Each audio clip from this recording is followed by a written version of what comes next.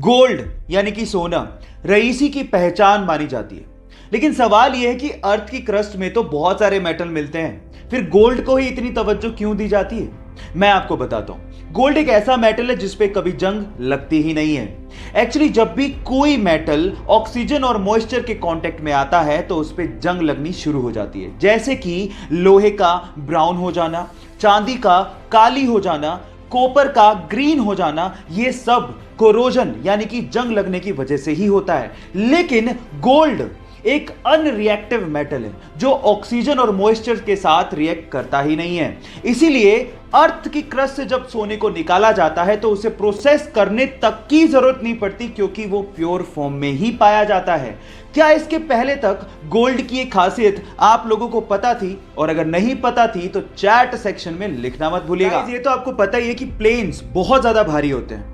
In fact Boeing 737 तो 80,000 KG का होता है, और जब वो लैंड करते हैं तो उनकी स्पीड 250 से 300 किलोमीटर पर आवर होती है। पर आपने क्या कभी इमेजिन किया है कि इतनी स्पीड और इतने भार के साथ जब वो लैंड करते हैं तो उनके टायर्स कभी फटते क्यों नहीं है? मैं आपको बताता हूं। उनके टायर्स में रबड़ के साथ साथ एल्यूमिनियम और स्टील को भी मिक्स किया जाता है, और नॉर्मल कारों के टायर के अंदर जो प्रेशर से हवा भरी जाती है उससे 6 गुना ज्यादा प्रेशर से एरोप्लेन के टायर में नाइट्रोजन को भरा जाता है ताकि वो प्रेशर को सहन कर सके। क्या आपको इससे पहले तक ये फैक्ट पता था? नहीं पता था तो चैट सेक्शन में लिखना मत भूलिएगा, और हमारे YouTube चैनल को सब्सक्राइब करना मत भूलिएगा, लिंक बायो में गिवन है। हमारी अर्थ का एकमात्र नेचुरल सैटेलाइट यानी कि प्राकृतिक उपग्रह है चंद्रमा। अब उसके बारे में एक इंटरेस्टिंग फैक्ट बताता हूं। आपका अभी इस वक्त जितना भी भार है उसका सिर्फ 1/6 भार ही आप लोगों को मून पे फील होगा। मतलब मान लो कि आप 60 किलो के हो तो उसका 1/6 यानी कि सिर्फ 10 किलो का भार ही आप लोगों को मून पे फील होगा, यानी कि आप अपने आप को हल्का महसूस करोगे। और यह होता है ग्रेविटेशन की कमी की वजह से।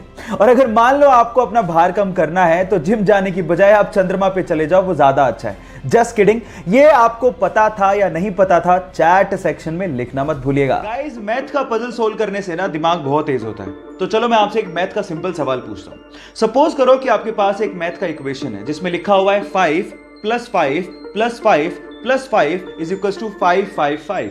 अब सबको पता है कि गलत है, लेकिन अगर मैं आपसे कहूं कि आपको सिर्फ एक लाइन यूज करनी है, कैसे भी एक लाइन, और इस मैथमेटिकल इक्वेशन को ठीक करना है, बस आपको ये याद रखना है कि आपको इक्वल को क्रॉस नहीं करना।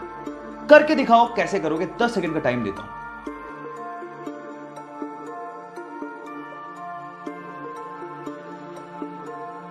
तो चलो गाइस, मैं आपको आंसर बताता हूं। इसका आंसर बड़ा सिंपल है। जो आपका पहला प्लस का साइन है ना, उसको आपको ये लाइन लगा के 4 बनाना था। अब ये कितना हो गया? 545 + 5 + 5 = 555। मैथ का इक्वेशन ठीक हो गया।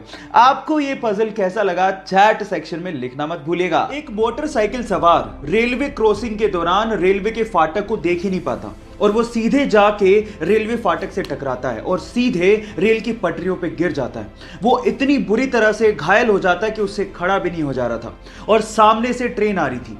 यह देखकर पास में खड़ा एक युवक भागता हुआ आता है और उसे रेल की पटरियों से खींचता है, और उसकी बाइक को रेल की पटरियों से खींचता है और उसकी जान बचाता है।